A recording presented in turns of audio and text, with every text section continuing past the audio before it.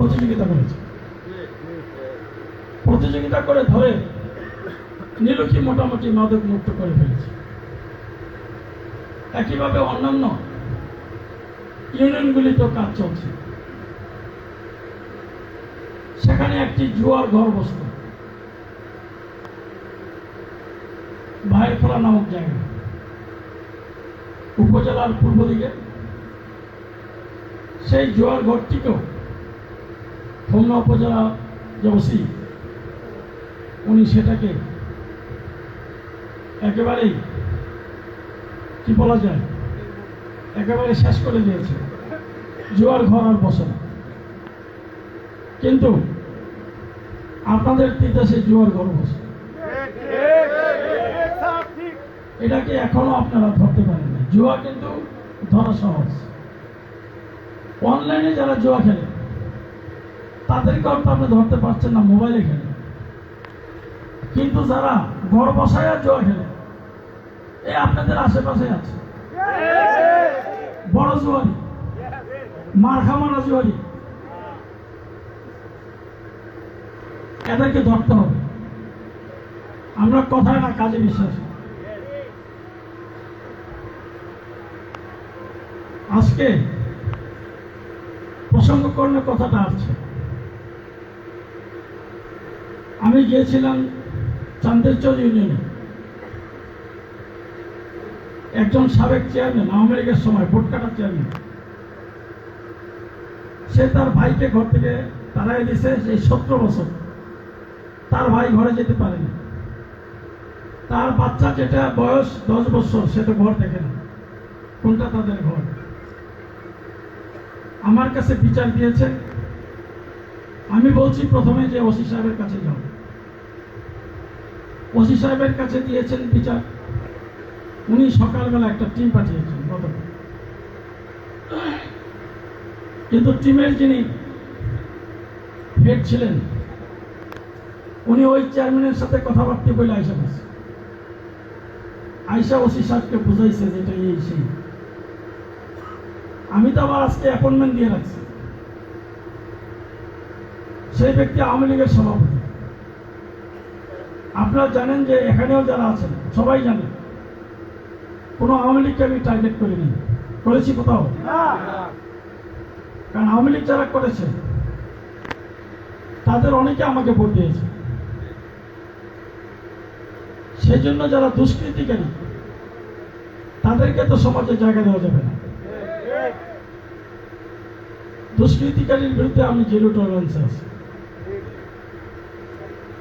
সেখানে গেলাম, বলেছি ওই লোকের ঘরে উঠে গড় দেখবো আমি, যে আপনার ঘরে আমি যাব।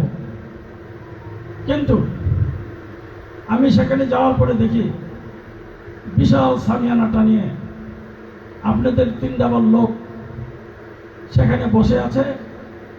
আমি বলেছি আমি তো আসছি ওনার ঘরে যাব, আপনার মিটিং কেন করতে আসছে? এরকম স্টেজ মিস করে বসে আছে। বক্তা 2-3 জন বক্তৃতা দিল তার অপকর্ম সম্বন্ধে।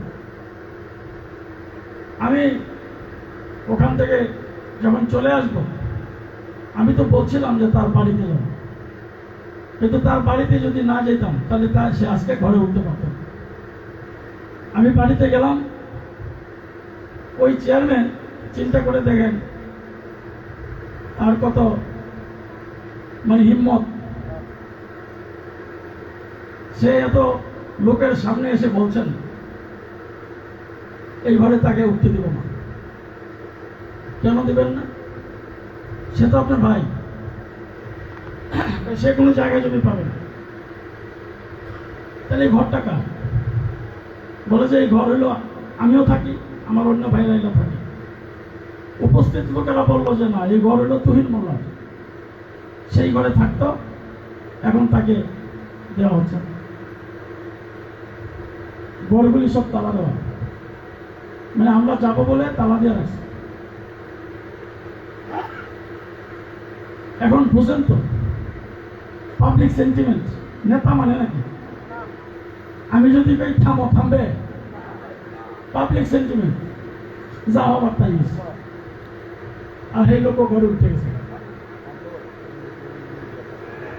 এখন এই জুয়ারি এবং মদদি এই সেবনকারী যদি আপনার আইন শৃঙ্খলা রক্ষা বাহিনী না পারেন, যেহেতু আমার মাননীয় প্রধানমন্ত্রীর নির্দেশ, আমার নেতা কর্মীরা যদি রাস্তায় নেমে পড়ে, তখন আপনার কিছু করতে পারবো না। আমার কথা শুনতে হবে। জুয়ারিকে ধরতে হবে, সে যত বড় শক্তিশালী হোক। শক্তিশালী কিছু না, জুয়া খেললা, যারা জুয়া খেলে গলার মধ্যে সাইড ওজনের সেন লাগায় ঘুরে, এই লাভ কি? সাইড ওজনের সেন লাগায় জুয়া খেললা, তখন মানুষের ডর দেয়, আরে বাবা বাবা বুক ফুলায় রাখছে, সাইড ওজনের সোনের সেন। কত বড় মাস্তান! বাংলাদেশ এখন বিএনপির বাংলাদেশ, তারেক রহমানের বাংলাদেশ। মাস্তানি চলবে না। তাই আপনার যার যার এলাকায় যারা মাদক সেবন করে, তালিকা একটা ওসি সাহেবকে দিবেন, আরেকটা আমাকে দিবেন।